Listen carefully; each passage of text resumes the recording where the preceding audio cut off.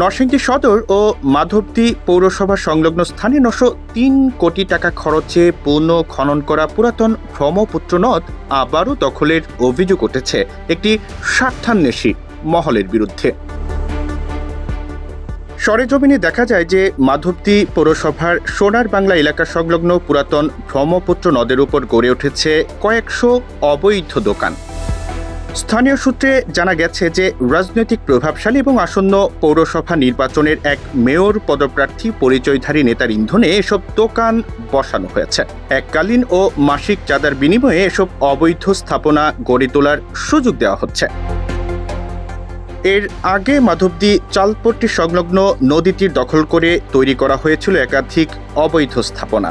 নদী খননের পর দখলমুক্ত হওয়া সেই জায়গায় Narsingdi chamber of commerce and ইন্ডাস্ট্রির সাবেক সভাপতি মোমেন মোল্লা পুনরায় দোকানপাট গড়ে তোলার চেষ্টা করছেন বলে অভিযোগ উঠেছে।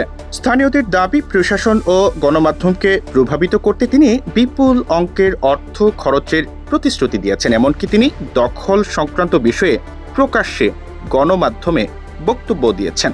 নদী খননের একটা উসিলা দিয়ে আমাদের এই দোকানগুলি ভেঙে দেয়। আমরা আমাদের এই দোকানে CS 272টা যেটা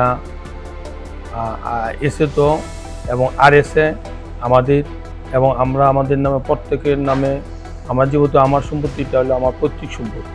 অন্যদিকে সরকারি জমি রক্ষায় উদ্যোগ নিয়েছেন মাধবদী পৌরসভা বিএনপির সভাপতি আমানুল্লাহ আমান।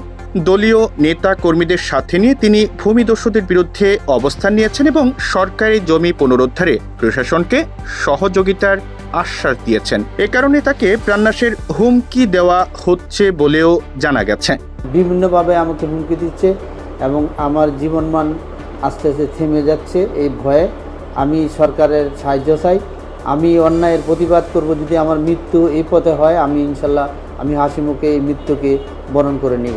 এদিকে পুরাতন ব্রহ্মপুত্র নদের পানি দূষণের পেছনেও মোমেন মোল্লার মালিকানাধীন MMK ডাইং সহ আশপাশের একাধিক ডাইং কারখানার কেমিক্যাল যুক্ত বর্জ্যকে দায়ী করছেন স্থানীয়রা।